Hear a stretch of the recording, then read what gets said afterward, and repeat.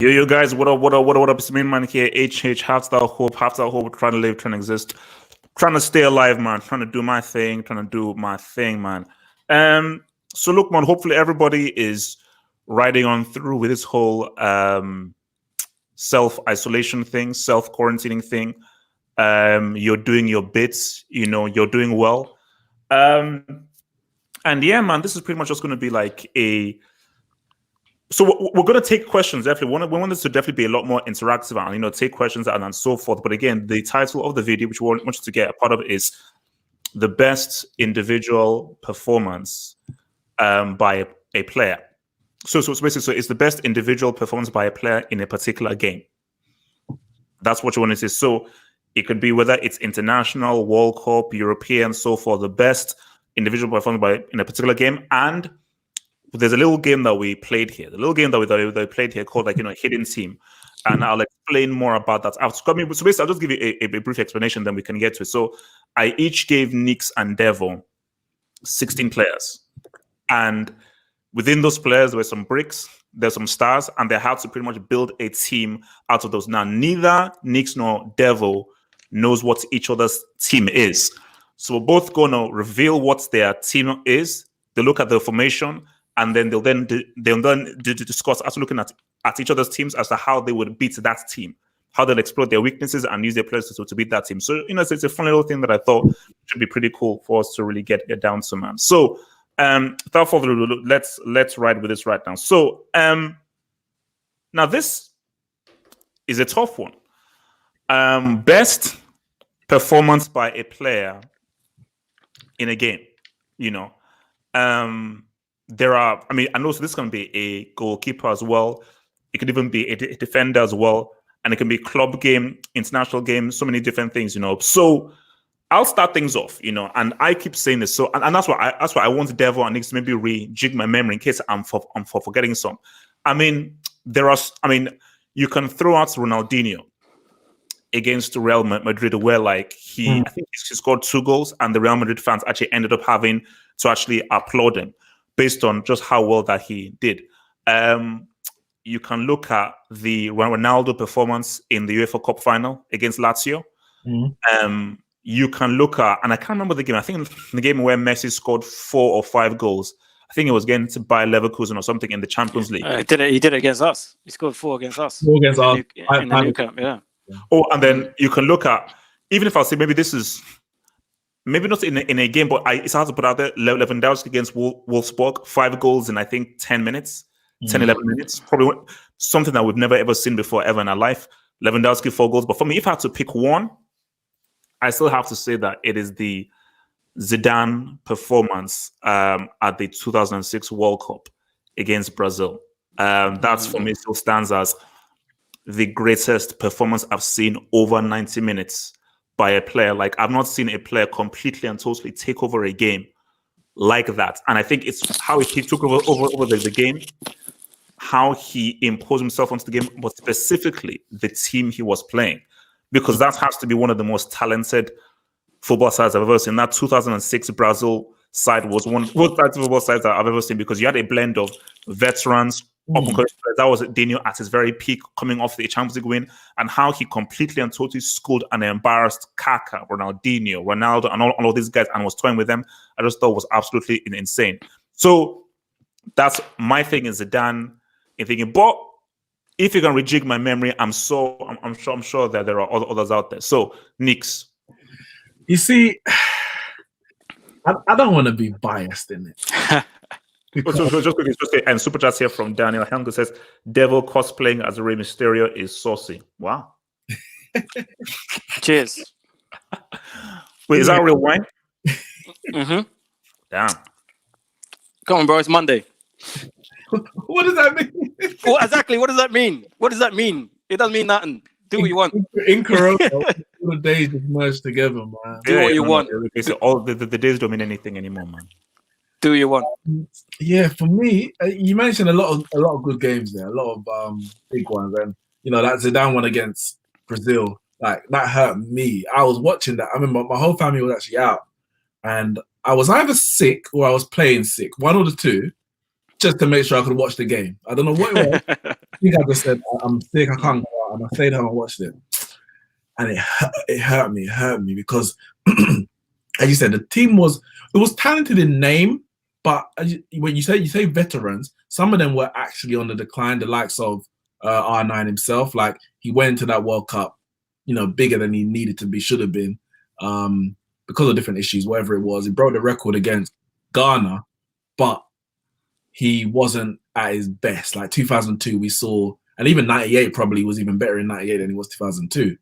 But it hurt me, man, because Zidane showed the Brazilians how to play Brazilian football. Like he was doing like 360 pirouettes and all. Like he completely dominated, and of course he got the assist for Henry's goal. So that one hurt me. But I said, call me biased, innit? I always say this guy is my favorite footballer of all time, and that guy is Rivaldo. And I knew you was gonna say that. I was going there. Yeah. 2001. Last game of the season, if I'm correct. And I knew I was forgetting someone. Okay, yeah. It was Barcelona versus Valencia, and basically the winners go into the Champions League for the next season, so 4th place. Barca had to win. I think Valencia started the game above them, and Rivaldo. You talk about a guy who's completely dominated the game. Well, he etched his name in that game from start to finish. Gave them the lead with a free kick, a trademark Rivaldo free kick. He scored a good one against Turkey in 2002 World Cup as well, and a good one against Liverpool for Olympiacos in 2005. Everyone forgets about it with the Gerrard moment. But he scored a free kick. You say, yeah, Rivaldo, brilliant. Valencia equalised. Then he scores from outside the box. They get 2-1. Valencia equalised again. And everything saying this game is over, it's done, it's finished. And the goals just get better and better, because then the one that actually won it was as clutch as it comes, because the goal itself was something of technical brilliance from start to finish. And the moment, the 90th minute, nearly the last kick of the game, and the ball gets chipped. I can't remember who assisted him for it, actually. De Boer. And he takes on his chest like he does. His chest control so brilliant. He takes on his chest and does one of the best overhead kicks from outside the box. Completely beaten, no chance whatsoever. Of course, takes off his shirt as he does his trademark celebration, wins the game 3-2. And I think, like, not only for me was that probably the best hat trick I've seen. For me as an overall performance, that was the best, because it was in the game that they needed it, the moment or the magnitude in terms of getting to the Champions League, and then left it right to the death. His goals got better and better, and said, "Yes, this is me." When he did that, I was saying to him, retire. Like, let that be the last thing you do on a football pitch, because, like, I know he went on and had success after that. He won the World Cup the year after. Yeah, of course. But I mean, that particular moment where you bang an overhead kick after setting yourself up, basically, yourself up for the overhead kick. Yeah. Like, last kick of the game, last kick of the season. But I'd have said, you know what, I'm done. Done. I would have missed out on everything after that, but I'm done. That was in my thinking when I was thinking about. But one which I'm going to throw out, which I'm sure Hope won't like, but this is for me personally. This was back when I actually had passion for England games, and being an Arsenal fan, I hated this man. I hated him. Devil don't. No, I am. We're talking about great individual performances in a 90-minute. Yeah, and we have to talk about David Beckham against Greece. We have to. Oh no. We have to. I hated him. Let me get. No. Listen to what I'm saying. How much quality was in that performance? Well, this is what I'm saying. So you have the performance in terms of his quality, because he was head and shoulders above every other player on that pitch in that game. I'll give you that. The quality of the game wasn't great, but there was no other England player on that pitch that played above a 3. The only person who played above a 3 was Teddy Sheringham, and he was a sub. It was David Beckham versus Greece. For 90 minutes, he did absolutely everything on his own. And when it came down to a clutch moment where England weren't going to go to the World Cup, they weren't going to go, my man banged a free kick from 35 yards, top pocket, last kick of the game. And this is for a nation that hated him. Yeah. Hated him. After 98. Bro, I had a poster on my wall after that. I said, Beckham, boom, you're on my wall. But that performance is up there with the best performances I've seen from an individual. I would have gone with Rivaldo as well, but having Nick said it, I thought Beckham is probably my next go-to in terms of what I've actually sat and watched and what it meant to me at the time. Okay, so let's look at then these 3-3-1s then. So we have Devil with Beckham against Greece. We have Nix with Rivaldo against Valencia, and myself, Zidane against Brazil. So again, live chats. Who would you go for out of these three performances? Now, so as you decide as to who would you choose out of the three ones that we've chosen, my argument for me is this. For me, I think I can easily get Beckham out of there. Now, for Becks, I admit that the pressure for that was obviously a lot more than my own.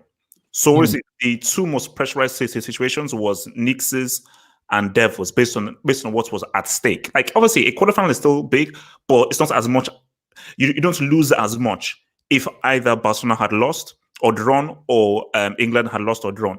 But for me, I just think that for what David Beckham did, it wasn't a sense of this guy was playing at a high level quality-wise. All I see from that game was he tried really hard, and then he obviously had that. So I'll give him that clutch moment. For Nick's, my argument against it is don't twist your head like that. Don't twist your head like that. Okay, 3 superb goals. But how good was he really performing? Oh my days! Because Come on.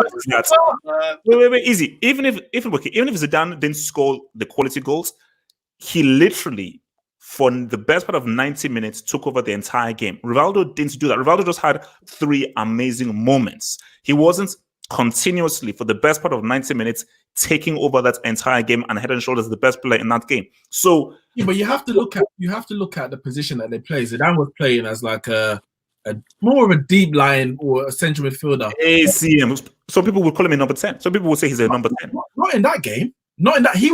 Not in that game. He was dominating the midfield. Like he was deep in the. I remember him deep in the midfield, like on the halfway line, doing what he was doing.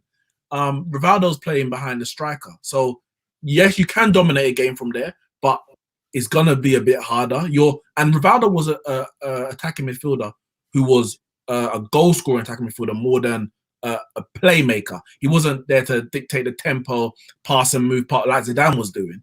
His main aim was to either get the goal or to make the final pass for the goal. The man got 3 goals, 3 brilliant goals. And the quality, you might say the quality of the opposition. Valencia were good back then. I think they won. They were. They won the league in 2002. Yeah, they won the league after that with Rafa. Yeah. So didn't they win it twice? Did Rafa win it twice? Yeah. So that was a good Valencia. They had the likes of Pablo Aimar, for example, Claudio Lopez, Mendieta, Kelly Gonzalez, Fernando Morientes. Some big ballers then, man. John Carew. John Carew broke my heart, man. So and you can't question Rivaldo. I think. Oh wait, when you said how good is he really, I thought you meant in general. You were talking about the game. But I think obviously we know goals is the currency, and that puts your name in the headlights. But to get 1 is all right. To get 2, you say very well done. But to get all 3, because that in itself is mentality. To pick you've given your team the lead twice already, and they've thrown it away twice. For you to pick yourself up and say, "Boy, you know what? I got to do this again." That in itself, for me, puts it right up there. No, a World Cup is bigger than a La Liga game, even for a Champions League spot. But I would always put. I might be biased in. I love Rivaldo. Can I just throw in like another joker one I just thought of as well? What about Gareth Bale against Inter Milan? If you want to talk about one player running a game, that guy ruined a career. He ruined a career. Maicon was the best right back in the world. He ruined a career. Done. Finished. If Tottenham won the game, and I know it's harsh on him, or even drew it, yeah.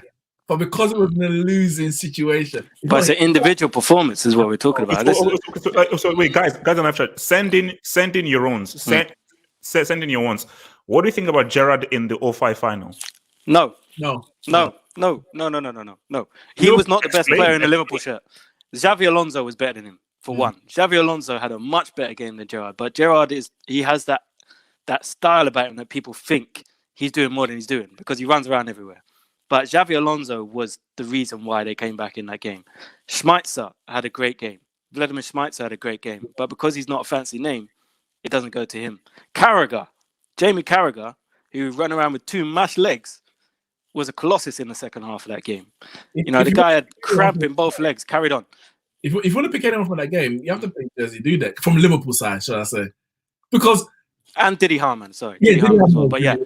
But Liverpool weren't the best side on the pitch from start to finish. They had a 10-minute spell, or whatever it was, at the start of the second half, and that was it. Over the 120 minutes, like they weren't in the game. So no, Gerrard got them. Not Gerrard. The penalty, by the way. Now this is it. See, the thing about this is it's the best segment of a game, probably of a player, based on what was at stake and what they had to do. Neymar wasn't amazing for 90 minutes, but for, was it 10, 12 minutes? Based on the dynamics of what happened in the game, that was amazing. The miracle at Camp Nou. So, I mean, what about your thoughts on Neymar and PSG? You know the reason why he probably won't get credit in my mind is because it's PSG and they're just perennial bottlers. So if it wasn't going to be Neymar, it would have been someone else. If it wasn't on that day, it would have been, Man United last season. Like, they just do it. And Neymar was, I'm not taking away from Neymar, but I just, because it's PSG, it's like, yeah, Neymar had to do what he had to do. But if he was playing anyone but PSG, that would never have happened. No, you can't give it to Neymar. Emery was in the dugout. Basically. Okay, so what about this one? Salah versus Roma, 2 goals and 2 assists in the Champions League final against Roma is underrated. Now, Roma. How good is Roma really? Yeah, I mean, like, are you guys rating this performance? Or? See, the thing is, if we're just talking about goals and assists, we're not just talking about that. We're talking about the overall performance over the 90 minutes. Obviously, he's had a massive impact on the game, a massive influence on the game, because obviously without the goals and the assists, the game's different. But we're talking about someone who's over 90 minutes just been involved in everything. Everything. He's been everywhere. He's been leading the team in terms of, if another player's not playing well, you're doing the job for him. Do you know what I mean? We're talking about that kind of performance. I don't think this kind of fits in with that. There's one person, Lloyd's Will. He just sent one. Oh yeah, no, I was literally about to pull that up. This is what I'm talking about. That's not the goals, but they lost the game. But that was a performance. He balled. Another one, Ronaldo versus Man United. We've got R9, R9, and Redondo as well. United are getting walked, man. United are getting walked here, man. Kaka, that's Kaka. In between Heinz and Evra. Yeah, that was very. That 2011 Champions League final, both Messi and Xavi. And again, it's a hard one because it was a real team performance. Like, as a team, they absolutely dominated us. But I think Messi and Xavi, for me, were the best players on the pitch in there. Wait, but this was Messi Vera in every El Clasico. Well, come on, not every El Clasico, man. Come on, man. I mean, what about the last one? What about the last El Clasico? No, let me talk. Wait, actually, David, did we watch this at your house? Yeah, we did. The banner box. Did they think about this? I hope there's a super chat for that. Okay, yeah, I'll get it. Same one. All of the shots were straight at the hair. No, there was a couple. There was 2 really, really top saves in that game. Double save. Yeah, there was that one, and there's one that was a deflection. I think he had no right to save it. So Daniel Helmke says De Gea versus Arsenal 2017. Was that the one that we watched at your house? Or yeah. I think that's the same one. December 17. Yeah, it's the end of Yeah. And he made Sanchez and Lacazette. Yeah, but there was another one which was a deflection. Crazy. And I think that was the best save. It was a deflect. I can't remember who it deflected off, but it's going bottom corner, and he managed to save it.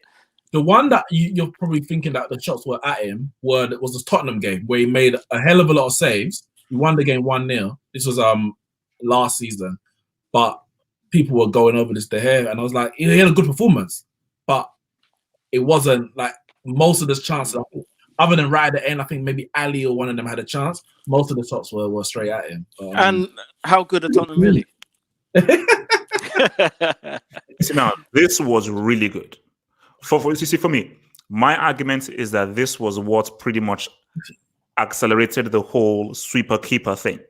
Because literally, 2014. Yeah, I don't remember this game. You don't? Wait, remember when like Algeria were doing all these long balls all the time and Neuer was literally the same England group, the one where England. Yeah, okay. Yeah. Game though. No. I mean, that was basically when Neuer pretty much said, "Okay, I'm the best keeper in the world." Like his super keeper was crazy. Okay, now which one? There's been several. Which one? There've been several, man. Poor Jamie Carragher. Actually, I think there was one where Gerrard, I think, even said that, yeah, man, one of the best players I've ever shared the pitch with is Henry. And I can't remember the game it was in, whether Gerrard maybe... Is it one where Gerrard did like a back pass and Henry latched onto it? Gerrard done a few of those. He did it. Gerrard did it for England and Liverpool and Chelsea. Yeah, he had a few of those. But, you know, the thing is with Thierry Henry, I think, for me, my favourite Thierry Henry performance the Bernabeu. When we beat Real Madrid at the Bernabeu, and he was just, it was just like, yeah, you know what, guys, I've got this. Don't worry, I got this. And we just defended and gave him the ball, and he did the rest. You know what I mean? He done it all on his own. Can I just say, you mentioned Neuer earlier. I think remember what the game that gave him the claim to fame was the Man United Schalke in 2011. We won it 2-0 in Schalke, and it was like one of the best individual goalkeeper performances. Like we had, I'll bring up the stats in a second. We had so many shots, but Neuer was just like this everywhere. And then we put in a bid for him after that, but he went to Bayern, so we got the Neuer instead. It's not a bad substitute. Cristiano v Sweden, this is what secured him that thingy. The Ballon. Do you put it as one of the greatest, or it was very good. It was I think it was hyped up because it was Ronaldo versus Ibrahimovic, but it was still a gargantuan performance because who else was going to get them through? And that's a lot of the times for Ronaldo at Portugal. Who's going to? And he knows he goes into every game with that pressure, knowing that it's probably going to have to be him. But I think it was hyped up because of who was involved. But has no one thought of any defenders or defensive midfielders? Someone actually brought a really good one, and I knew I was forgetting one, and this is actually one that I would actually put in as well. But yeah, Cannavaro v Germany, he was amazing. Cannavaro in that game, Cannavaro was a beast. Cannavaro was a beast. And also, you know, this is just harsh, man. Fred v Germany 2014, best individual per performance, man. Come on.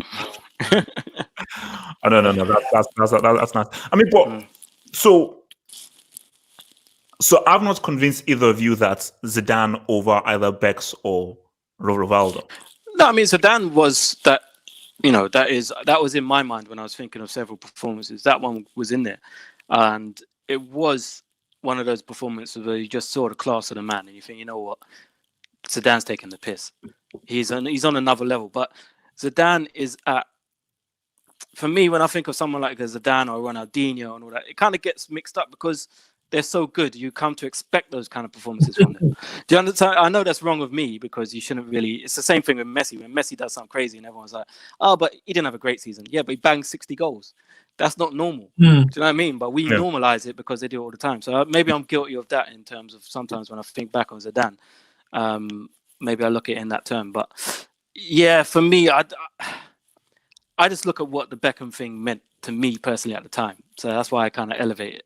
Because if you knew how much, because remember that was the Arsenal-Man United rivalry, and it was in its peak. I hated everything to do with Man United. Hated everything to do with them. But Beckham won me over 90 minutes in that game. He won me over to the point where I had a poster of a Man United player on my wall for a period of time. In the Man United? No, he was an England kit, obviously. But he was on my wall because of that performance. So for me, it just kind of, that's why I've gone for that. Wait. That's the 99. Yeah. Performance. Wait, the first leg or the second leg? Second leg. Oh, And he was got this one where he got the suspension? yellow card for the final. And yeah, that was a captain's performance. Really, Yeah, that was a big performance. And when you think that he knew he weren't going to be in the final, there was no tears. you know what I mean? Yeah, man, just carried on, bro. It's like it's on me to get everyone else there, even if I'm not there. Yeah. Actually, I thought of another one. Javi 2011 Champions League final. Yeah, that's what I said. Yeah, that was. I mean, like that was. It was brilliant. It was brilliant. He got that as in there. All right, guys. So look, man. So again, people in the comments below, you have gotta take this off, man. your best individual. Woo. Oh, it's Devo. Oh, I thought it was. Hey, Mr. Devil, what up, man? What up? It's hot, man. Let me just take this out. 1 second.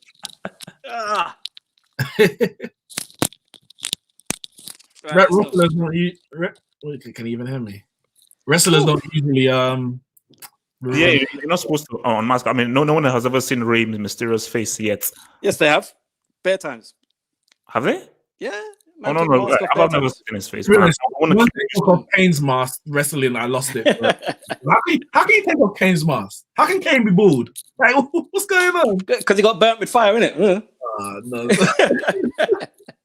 All right, so basically, so we just thought that we'll just play like a little game, and I just want to see how this goes. So basically, what I did was, I gave Nix and Devil 15 players, like so a 15-man squad.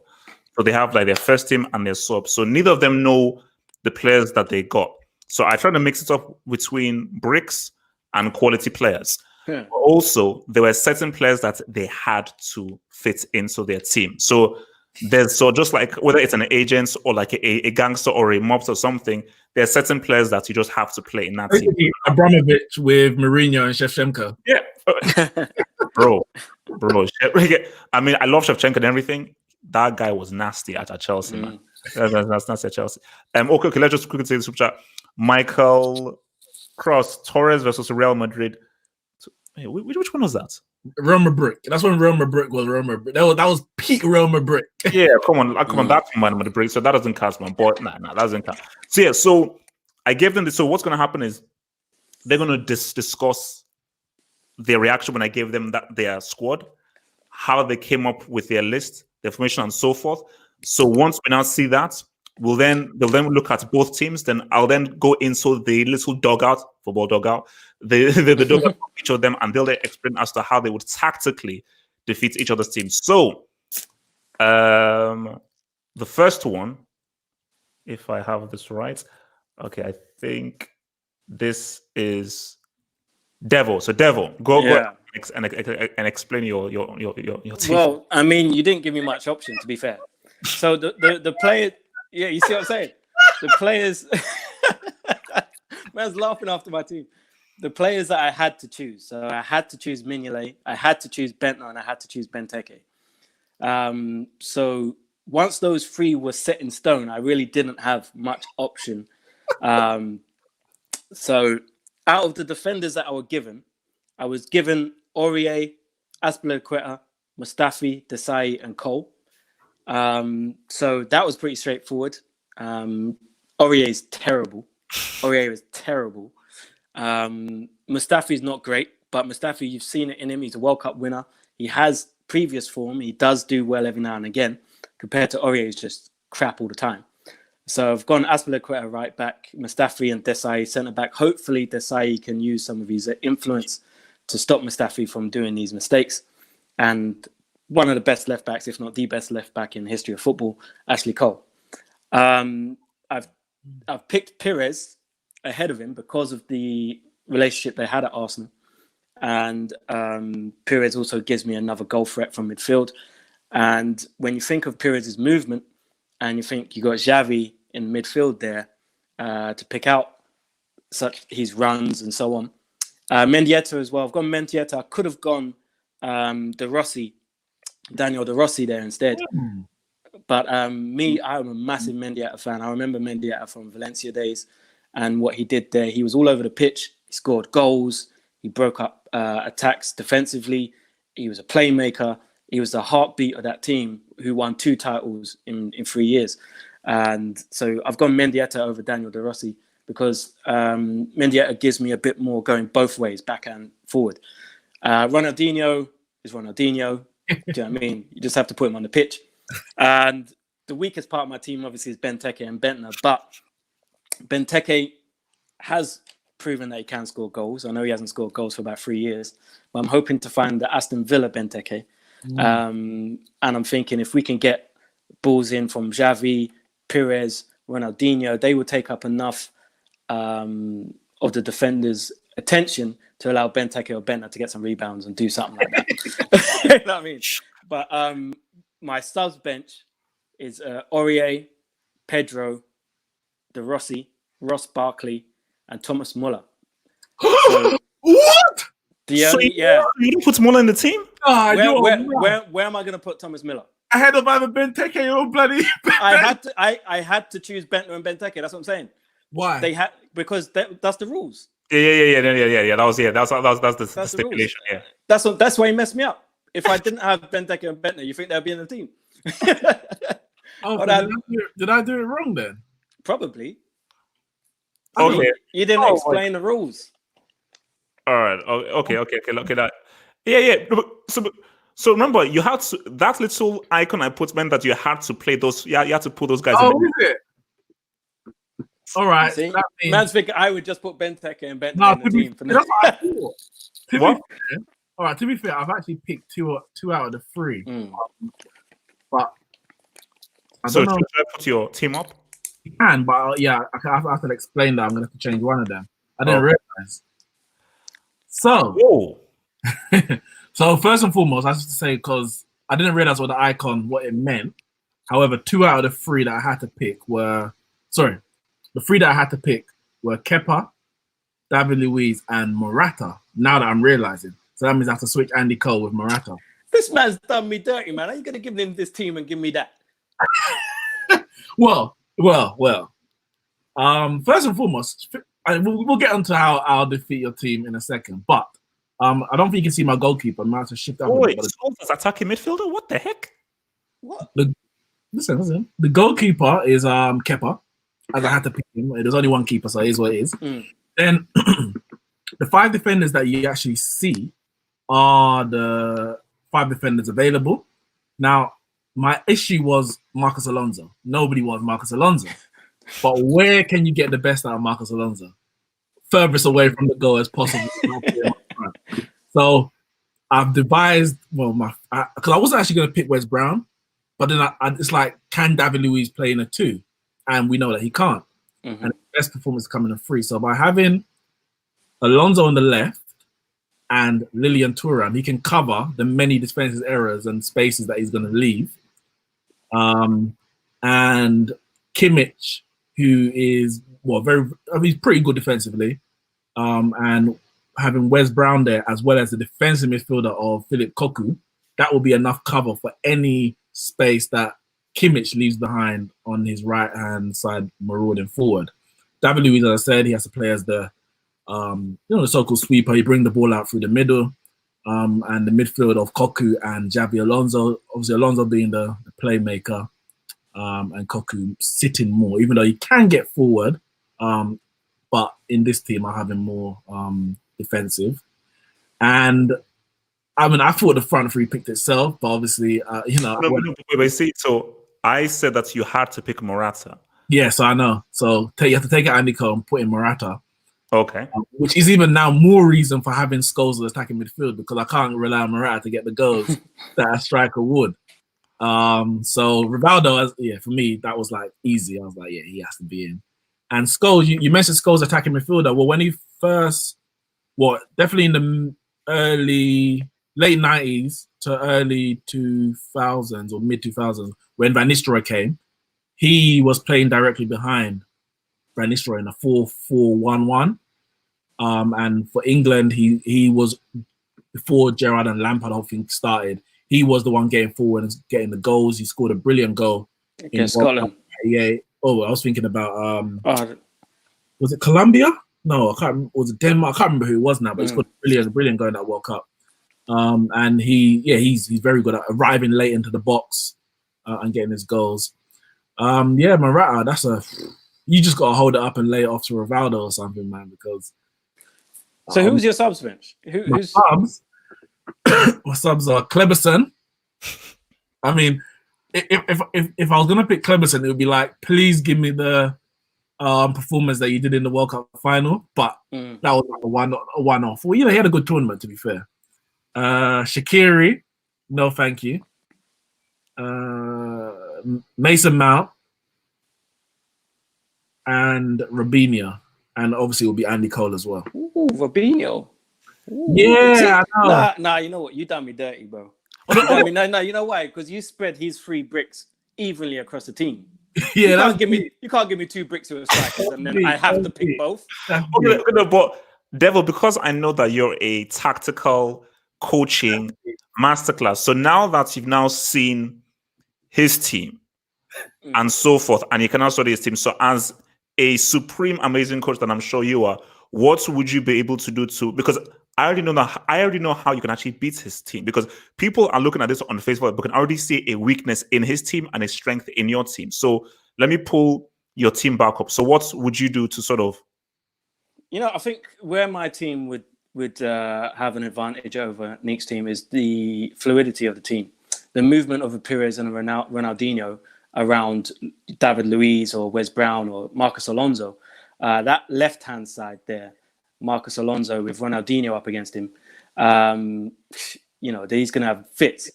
Thuram is a rock, so you'd want to try and maybe just, have someone up against him, put Benteke up against him and just be physical with him, just to kind of take him out rather than anything. Don't let him cover for Alonso. I've got Ashley Cole coming forward on the other side, which would hopefully push Kimmich back, stop Kimmich from coming forward, because obviously Kimmich is quite dangerous going forward. So if you could get Ashley Cole pinning him into his own half, then obviously you kind of take that weapon away. But in terms of the midfield, Xavi versus Xavi Alonso, that's a battle in itself. Who could get control of the ball more, basically, would be a massive battle in there. But I think Mendieta would give me that energy in there. Philip Cocu is a very underrated central midfielder, and a lot of people don't talk about him when they talk about good midfielders back in the day. But Cocu was a if you play for Barcelona for that long, you're a good footballer. Do you know what I mean? He's a very good footballer. So I think in the midfield it'd be an interesting battle between 4 very, very good players. But then where I think I would be worried about is Mignolet in goal, firstly. and Mustafi in front of him. You done me dirty there, bro. You done me dirty. That team, I think my team, the success of my team basically comes down to that left-hand side, Pires and Cole. Ronaldinho doing something magic, because as far as I'm concerned, Ronaldinho's got a bit of a free role there, just to find space, get on the ball and find Pires. Let's try. Basically, we're doing this without a strike force. So, wait, no, but Stefan Givash was France's striker, 0 goals. They won the World Cup. Mm-hmm, yeah. So it has happened before. All right. Yeah. So how would you? Between an F1 car and was it a go-kart? Okay, so Nix, how would you expose his team then? Well, for me, I think just looking at his team, he's got the 2 central midfielders, and that's it. Like when I say that, in terms of in the middle of the park, because both his wide men, I know they're inside forwards by trade, but they're very much flair. They're not really going to get involved in the turnover possession. Whereas I've got Scholes attacking midfield. He can easily drop back into the midfield and make it a free. And if you've got Alonso, who is a Xavi Alonso, that is, as a brilliant pass on the ball, whether it's long or whether it's short, with Scholes coming deep to link with that, I don't know how Xavi and Mendieta will be able to match up with a free, including Cocu there. Now, the left-hand side is a problem because, Ronaldinho against Alonso. But in all honesty, I'm not even going to ask Alonso to do a man job on Ronaldinho, because you lose every single time. I want you. Ronaldinho's not going to track back. We know that for a fact. So you're really just up against, it's you against Azpilicueta down that left-hand side. You keep him back and let Ronaldinho, let Thuram try and deal with Ronaldinho. I have to say try because, who can? When Ronaldinho's in this game, it's very, very difficult. But if I have Scholes pulling back into the midfield, it allows both Cocu and Alonso to sit a bit deeper. I was gonna have them both as defensive midfielders. Obviously, I don't know the team that I'm coming up against, but I thought, let me just have Alonso as a central midfielder. Now, the Perez, Kimmich, that side is a bit difficult because Brown, he had a good time at Man United, but that was more at right back than centre back, and I could have gone for him at right back, but that would mean David Luiz in a 2, which nobody wants to see. Nobody. I would have liked to see it on this occasion. To be fair. Okay, but now can I make a comment here? Because everybody's actually now. Let me put in my tactical brain, because everyone is saying, "Oh my gosh, you did the devil dirty. This is like revenge because of how he was a judge against you and everything." Here's my thing here. I think this is what people are missing now. For Knicks' team, we're looking just at the strikers. You have to get that ball to those strikers. That's how you have to get the ball. Jabi Alonso is a deep lying playmaker. Coco against a midfielder. Neither Jabi Alonso or Coco I would call technically gifted ball protecting midfielders. So with Jabi Alonso, to the extent of a Modric, a Javi, an Iniesta. Jabi Alonso, bro. Javi Alonso, come on, man. Really. But I'm saying that in comparison to Javi, who will be able to protect the ball better, Jabi Alonso or Javi? Javi, but then I've got and Scholes on the pitch. But then my issue is that because you've played Scholes so far up, I'm not sure how effective Scholes can be in that final third as opposed to be in the midfield. And also, will Rivaldo and Scholes and obviously Morata, who you had to pick, will they actually form a understanding that can create chances? Well, what I would say in terms of creating chances, that's why I've said Alonso, just like you focus on going forward. Because remember, most of Morata's goals for Chelsea came with his head. That link up with Equator and Morata. Kimmich is a marauding, when he plays at right back, he's a marauding right back. He goes past his man, he actually dribbles. And Alonso puts in a wicked delivery. So if both of them can get crosses into the box, then both Morata and Rivaldo, well, I'll say Rivaldo probably dropped to the edge of the box, but Morata definitely with his head and Scholes making late runs into the box. The creativity for me is going to come from wide. So, but my thing here is that now everyone is now insulting Benteke and Bentner, which is all fair and good.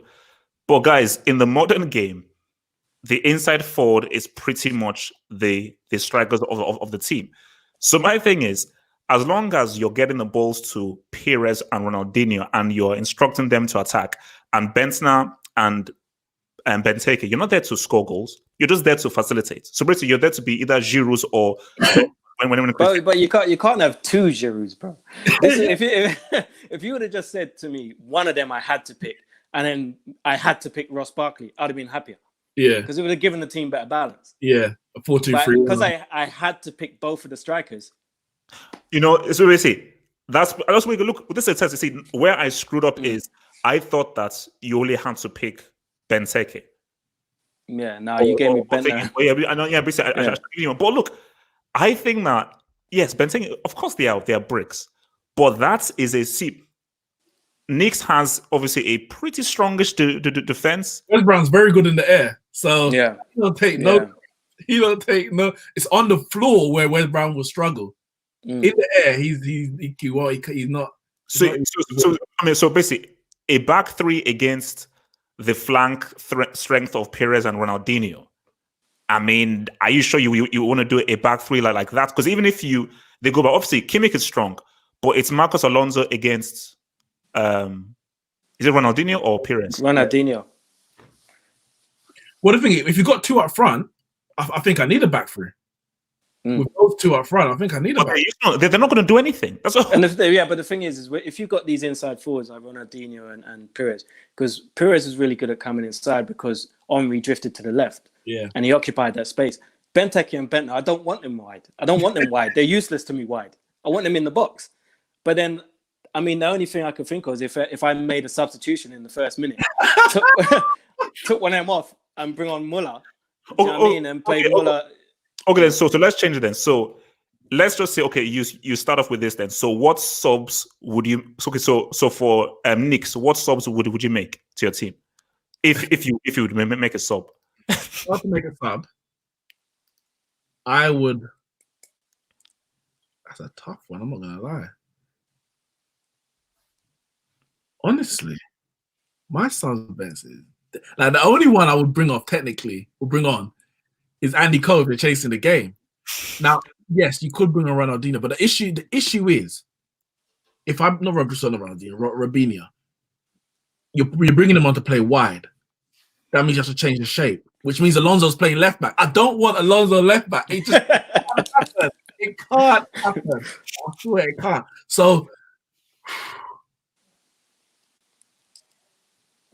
I think Andy Cole coming on for Morata is the only option, really and truly. I mean, you could take off Scholes and bring on Robinho, but then you lose the midfield battle completely. 100% you lose it because Xavi and Mendy would dominate, I believe.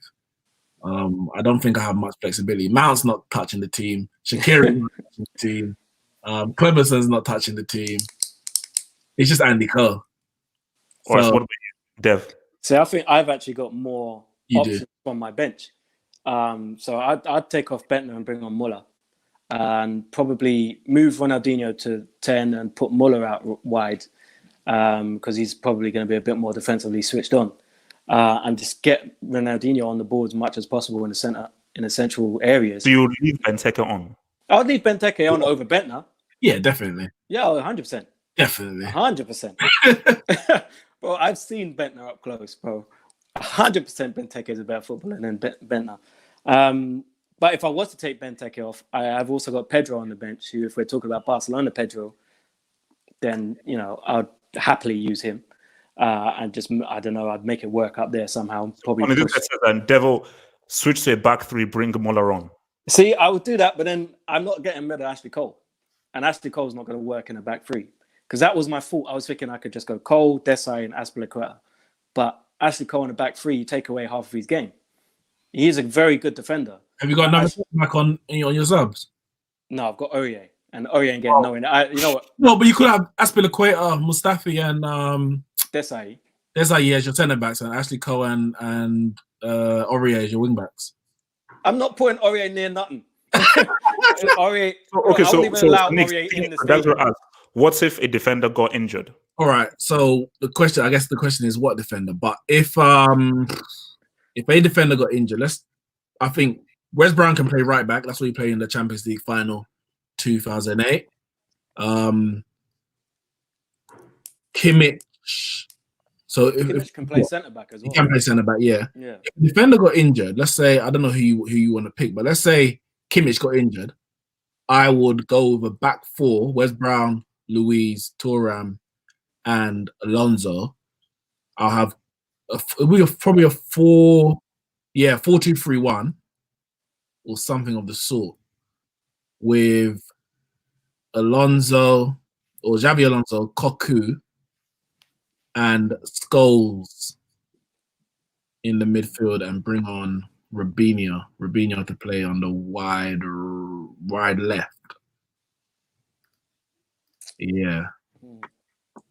See, the other option I have as well is if we are leading the game and I'm trying to go a bit more defensive, I've got Daniel De Rossi on the bench. So I could get him and take off a Bentner and put him in midfield and just say, you know what, just disrupt the game. Disrupt the game. Do that Italian tactical fouling that you boys are so good at. Disrupt the game. Huh? Is he better than Cleverton? So guys, obviously in the comments below, tell us who you think would have won that. I think basically this was just a tester. Now I know how to do it better. I know how to do it better, and I know where I went right. And I think I now know how to sort of make it look, because like it was a test, but I think I know where I effed up. But I still think like it's a good idea going forward now. So guys, send in your questions, guys. Just send in your questions. Last 10 minutes or so, we will answer your questions. Also, as you send in those questions, we now have an upload, our first upload on the Patreon page, which is the all-time combined Premier League 11 that all three of us did. So if you go to our Patreon link, which I will put in the description box very soon, just click there, and I believe that if you $5 and up, you gain access to an extra element well, with the extra upload that we have that we'll be putting up on our Patreon and so forth. So guys, so basically, so while guys sort of send questions in and so forth, do you guys still have any kind of idea as to when oh what? 8-2. Oh, come on, man, relax, bro. Huh? Someone said 40 troll. It said 8-2 Neeks. Yeah. No, come on, that defense is pretty strong, man. No, come on, 8-2 is still. You know what? People sleep on Mustafi. Mustafi he's a meme. He's a walking meme. But on his day, he is a very good defender, and he has shown that in bits and pieces. He's been decent. Yeah, he's been our best defender under Arteta. He just keeps getting injured every time he plays. But he has been very good. And obviously, when he was winning the World Cup with Germany, he was solid, which is why he got the move for 35 million. But, you know, I don't know what... was it Emery who had Otamendi and Mustafi as a centre-back pair in Valencia? Was it Marcelinho? I don't know. But I don't know how the hell they... Emery. Otamendi and Mustafi centre-back pairing. And they were doing well. Yeah. Well, that's why they got like 35 million each. Madness. Okay, so let's answer a few questions. So Ian, she says, why do United fans all of a sudden love Ole when Bruno solely turned them around? Well, what I would say firstly is that it's not that Man United fans suddenly love Ole. There's a group of Man United fans who are, let's say, Ole in brigade, and who would always find a reason, you might call it an excuse, as to why he's not at fault for X, Y, Z, or why he should be praised for X, Y, Z. And then you got the Ole out brigade, which is the complete opposite. So everything is his fault, and anything he does right is nothing to do with him, player, etc., etc. So what's happened is since Bruno's come in, the results have picked up. So at this moment, the Ole in are just louder than the Ole out. It's not that people have actually changed their minds, I don't believe. If you were hard and fast, I would like to think I'm somewhere in the middle. I want Man United to do well. I want Solskjaer to do well for personal reasons as a legend, but I don't think I'm not blinded by the fact he's a legend that I can't see the fault of the player. Now, the whole Bruno thing, many Ole In's brigaders would say, what Ole's doing is right, he just needs better players. So this is vindication to say, see, now we got better players and we're not having to play Pereira and Lingard and even the aging Mata. Results are turning around. But I can still see that we're still relying too much on individual quality or individual moments to win certain games. Things have improved, don't get it wrong, since Bruno and even as the season's gone on. But I don't know if there's just been a sudden switch. I think it's just at the moment, some voices are louder than others. Okay. Now, I think we can actually... I actually even wanted to do this as a trend. I'm actually happy that you actually answered this. So, Jaspers, what do you think of Kane's comments? Just to give a bit of background to this. So obviously, everybody's sort of like self-isolating and everything. And Jamie Redknapp decided to do a video conference call with Harry and Kane and so forth. And I think Jamie Redknapp now sort of asked him about his future at Tottenham and so forth. And Harry Kane said, you know what, like, look, you know, I feel that I'm an ambitious player. And if I feel that the club isn't ambitious enough or isn't coming close to winning trophies, then yeah, I mean, I don't see myself staying at Tottenham just for the sake of it. So that now opened up this whole thing of like, wow, because again, I think the notion, because he's never really crystallized this ever in words. People just either assume things. And I've always said that the criticism I've had of Harry Kane is that, okay, are you just happy to be within your comfort zone? Another question that Redknapp asked was, what would you rather have? The top Premier League goal scorer of all time or a Premier League trophy? And he said, I'd rather have a Premier League trophy. I was like, oh, okay. All right, now. This is interesting. Because I always felt that, oh, no, Kane is just happy to start pass, and just be a big fish in a small pond. But by him saying that, if he truly believes those words, he's leaving, because Tottenham are not going to be in a position to get players or have a team for him to win a trophy. So right now, that is literally a sounding alarm. Because again, how old is he now? Is he 24, 25? No, he's got to be 26. He's got to be. He's been around for too long. He's been around for 10 years in that squad. He must be 26, 27. Yeah. So my thing is that I've 100%. This this is pretty much confirmation for me that he is leaving Tottenham. So it's about where is he now going to go? No, it's something saying that he's willing to leave Tottenham, but where he has the problem is Daniel Levy. Daniel Levy will not allow Harry Kane to leave Tottenham unless it's an astronomical fee. And so if with he his hands in a transfer request and puts up his stink, he can put in a transfer request, but then if you put in a transfer request, you lose all your signing on fee and your bonuses and everything like that. The other thing about Harry Kane is his injury record. So he has had injuries pretty much every season for the last 6 or 7 seasons. He's missed quite a lot of football. So when you have an injury record like that, and you have a chairman like Daniel Levy, who's probably going to say, I want 160 upwards, 150, 60 million upwards for this player. Who is going to turn around and say that? How many clubs can actually afford to do that? Are Real Madrid going to do it? If Real Madrid are looking for Mbappe's, they're not going to settle for a Kane. Do you know what I mean? Who else? Bayern Munich? They ain't going to pay that money. I know Lewandowski's coming towards the end. Well, I mean, he's banging in goals more than ever now. But, you're looking at the big clubs. Juventus, maybe. Will they be able to afford him? Man United? Well, they afforded Cristiano, so. Yeah, but Cristiano brings money with him. That's like, you sign a Cristiano, you're getting that back. Yeah, Harry Kane ain't going to be selling. Yeah, no. You know what I mean? Harry Kane ain't no poster boy. You know what I mean? We probably can't even spell poster. So I think it's intriguing, the timing of the comments, obviously, because of what's going on, and we don't actually know if football's going to resume anytime soon or anything like that. I think it's only right that he comes out and says that he has ambition, because if you're one of the best goal scorers in the Premier League era, which he is, and you want to just play for a team that is also Rans, it doesn't make any sense. He's probably got one big move in him at his age. So yeah, 100% he should want to leave Tottenham. He should. I don't think he will. Because how long has he got left on his contract? Probably a good while. I think he just. Yeah, I think he just signed one. I mean, obviously, J Sports, Erhan, you're the sports people. How long does he have in his contract? So Nick, speak on this. We can go to some other super chats. Yeah, I think it's more maybe a call to Levy, similar to what Rooney did back in 2010, saying that. Well, Rooney did even more. He basically told Ferguson, "Look, I want to leave because you lot are not matching my ambition."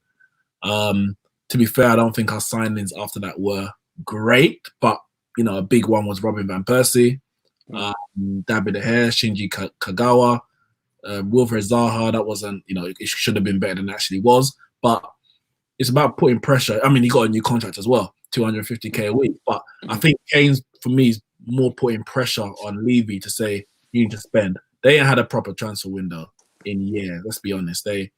They got Mora in a January a couple of years ago, and went for a whole season without buying one player. Bought Dembele, got lost Eriksen. Kane can see they are at massive risk of falling well away in for consecutive. They're heading there, bro. They're heading there. Yeah, they're heading there. So I think for me, I can't see him leaving for a few reasons: contract, price, and who are the buyers out there. But I think this is definitely a call to Levy and Jose to an extent that we need to start winning. We need to do what you need to do. Go and get some players, and that will keep me at the club. And I think he is Spurs' biggest asset. Not necessarily you might not say on the pitch, you might say X, Y, Z is better. But if he leaves, Spurs are done. Some might say they're done already. But if Kane leaves, they're screwed. They're completely. So Amcha Critic, thank you for the super chat. Amcha Critic, do you guys agree with HH that Zizou is better than Messi and Cristiano? Better in what terms? Because if you're talking about quality on the pitch and who you prefer to watch, then I can understand that. Because if you watch Zinedine Zidane, I can't think of any other footballers who I can compare in the way that they play in terms of. He just never seemed to sprint. Everything just seemed effortless. It was just so calming to watch him play.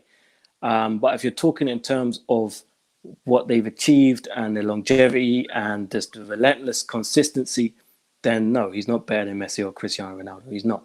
In terms of playing at the very highest level for as long as they have, there is no one on the level of Messi or Cristiano Ronaldo. And that's fact. That if you look at what they've done for 15 years, no one's done that in the game of football. No one. Neeks? No one. For 15 years straight at the very top level. When was Pele's first World Cup? Was that 58? Yeah, Yeah, but the thing is what you're saying here, Neeks. Yeah, but Neeks, we weren't there then. There was no media. No. But there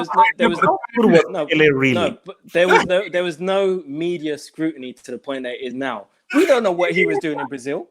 We don't know what was going on over there. And what was the level? How good was the level in Brazil? I hear that, but we saw him every 4 years and was like, right, this guy's good. Do you know what I mean? 58 World Cup, 70. That's 12 years. He didn't. That's 12 years. But he didn't retire in 70, innit? So I'm just saying it. Gotta drop a little respect on his name. However, I hear you. Okay, so I know last week. I think I did say. I think it was last week. Yeah, or maybe not. Who knows? But that Zidane for me is the greatest player I've seen. Now, yeah, if you're talking about longevity, these two have just consistently year after year after year. Zidane dipped, came back like the 2006 World Cup that he completely dominated. That was after he kind of dipped a bit. And that's why he would go into retirement. And this was like, all right, let's come back one more time and show these guys what I'm about. And he showed us what he was about. Yeah, come on, man. Massaging his head, man. For me, I always say Zidane's the greatest player I've ever seen. But yeah, I guess it's about what metric you're looking at over a whole career or just certain competitions, etc., etc. And listen, sorry, before you go on, there's people talking about Pele. The same way I wasn't there, you wasn't there. So how can you Nick, come on, Pele, man. I wasn't there. You weren't there. So how can you be so sure that it was the Farmers League? The same way I can't be so sure that it was the best league. But what I do know was that in the best tournament, the biggest tournament, he turned up. So that's what we do know. That's anything else. And what have Messi and Cristiano done in the biggest tournament? They ain't turned up. They have no. But then we can also say back then when Brazil were doing all their things, how many footballing superpower countries were there in world football? A lot of teams were very underdeveloped. They weren't as the level of competition was lower. I mean, that's not Pele. That's a whole nother conversation. No, but that's part of it. No, of course. Yeah, I mean. All right, so this is an interesting one from Aslam Mohammed. One player from any era in their prime to come into your faith club's current side, you choose. Also HH for Chelsea. Well, for me, it's very simple. R9, Ronaldo, because Chelsea's problem isn't creating chances. Chelsea's issue is putting the ball away. You literally look, I love Tammy and everything. He's an amazing player, would have gotten a brace at the Allianz and so forth. But with all due respect, he puts prime R9 in this Chelsea team. It's literally game like goals galore. So the issue now, can he now defend the goals? Because he will, first of all, he'll be able to put away most of the chances that a lot of Chelsea have been missing, and he can create his own goals as well. So he puts Ronaldo in that place where you've got Willian, Pulisic, and even Loftus-Cheek supplying for him. Chelsea will be and they're an attacking team. You're looking at a team that will G up every game, looking at an average of 4 or 5 goals every single game. No, let Neeks go first because I'm still thinking, man. There's 2 reasons for it, actually. One, because we could have got him, and second, because he was just brilliant. And it was, for me, it has to be Ronaldinho. If I saw Ronaldinho, I don't care if it was just 2 years, where if he went to the party after that, that's his problem. If we had him in this team right now, this team right now. Listen, the man was a genius on the ball. The things that he was doing for Barcelona and Brazil. So, where do you play him? I'm gonna play him. Where do you want to play? I don't know. Where do you want to play? You tell me where you want to play. I mean, I think I would line him up on the right of a 4-2-3-1, but really, him and Rashford would just be switching wings. Just play. I think what he can do on the ball, and I think just the excitement of it, of having a player like that in the Premier League. When you think about all the players that play in the Premier League, has any of them been as skillful as Ronaldinho? No. I mean, Zola was close, bro. Zola was brilliant. No. But not like no one has been like Daniel. JJ he was brilliant. And he taught Ronaldinho everything. I knew he was gonna say. He taught Ronaldinho everything he knows at PSG. Those are facts, man. Go and ask for prison viewing. Go and visit Ronaldinho he's in prison. Yeah. He's in prison in Paraguay. Well, did JJ show him that as well?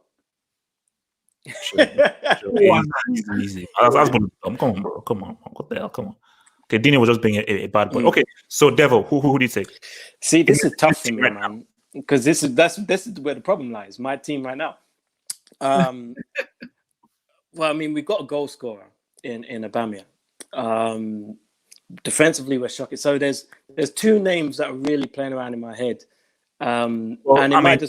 He's an Arsenal fan. That is one of them. That is one of them. I think if we had Vieira in there, I think that's our midfield kind of sorted. If we had Vieira in there, it gives us a whole nother dimension because we haven't had a Vieira. But then also the other one I'm thinking of, and this is just because it's me being biased again towards Arsenal, but if we had a Tony Adams, an actual leader at centre-back who can actually drag the rest of the defence up. Because when you think of the Arsenal defence back in the day, that was so widely regarded, like they wasn't the best defenders. Dixon wasn't the best right back. Winterburn wasn't the best left back. They were Bold weren't the best. But Tony Adams marshaled that defence, and they all knew what they had to do at all times. We need something like that. So I'm stuck between Vieira or Tony Adams. But then I also just want to turn around and say, pick one. You have to pick one. But remember, this, any player in their prime. Yeah. See, I'd love to see R9 in an Arsenal shirt, but for what we need, I'm going to go Tony Adams. Okay. So last question before we head out of here, man. From Daniel Coatsy, thank you for the super chats. Greatest African player. I'm saying Eto'o, George Weah. Let me say before. Oh, I'm gonna say it's not Drogba. Before you go anywhere. No, I said he's the most clutch player of all time, not the of what time? All time. All time. Most clutch player of all time. It's definitely. Yeah. I would say it's between George Weah and Eto'o. But respect to Roger Miller, man. The guy Roger Miller. Yeah. Like, listen. I know we had African teams in the World Cup before, like Zaire back in the 70s. And remember that free kick madness? Yeah. I think they were playing dumb, if I'm honest. I think they knew what was going on. They knew what they were doing. What the impact George Weah made in the 1990 World Cup, wasn't it? Roger Miller, yeah. Yeah, Roger Miller. He played in the 86 World Cup, but he made the big impression in 1990. By the corner. Yeah. You gotta respect him, innit? I'm not saying he's the greatest, but and also if Lineker didn't dive, Cameroon would have beaten England. Yep. Yes, they would have. Things, man. Yeah. I did a thread the other day, like not all the African, but some of the African goals and all that from like the 90s. For me, that was like 90s to the 2002 World Cup. That was the peak for African football, because I think African football was played in a way that was unique to any other country or nation at the time. Now it's very Europeanized, and it may be a bit more effective, but when you come to the World Cup, you want to see the difference between the African and the Asian and the European and the Brazilian. If everyone's playing the same way, it's not the same. So I just got to put Roger Miller's name somewhere. I don't care where. Just mention it. Yeah. For me, the greatest African player is Zinedine Zidane. Oh yeah, true. There's always got to be someone. There's always got to be someone who's. Bro, is him. Zinedine Zidane. Benzema comes second. Desai second. And then Patrick Vieira. Patrick Vieira third. Yeah. Yeah. Yeah. No. For me, it's Eto'o. It's Eto'o. It's Samuel Eto'o. Okay. Yeah. For me. Over where? No. Okay, but can we all agree that the most gifted African player is Okocha? Give me that. Just give me that. The most naturally gifted African player of all time is Okocha. Give me that. Over George Weah? Yes. Abedi Pele? Betty Pele. I don't know. I don't watch him. Come on, that guy's a small boy, man. He's a small boy, man. Come on. Nwanko Kanu. Kanu was very. Kanu was good, you know. Kanu was. Kanu was very good. Chelsea. Big ass foot. Showed up more for Nigeria than Okocha did. Just Okocha was more talented. Kanu was more effective, and he had a better club career. So, all right, guys, look, man, that is it for us three. We've got to get the hell out of here. So remember, guys, we have our first upload on our Patreon page. The link will be below in here in the description box for you to do it, and I will tweet it on the Twitter account, so you guys can retweet it as well. So obviously, if you join them for $5 or more, you can gain access to that thing, and we will hopefully try and at least put one new upload each week on the Patreon page. So guys, stay true, stay real, stay black. Peace. Peace. Peace.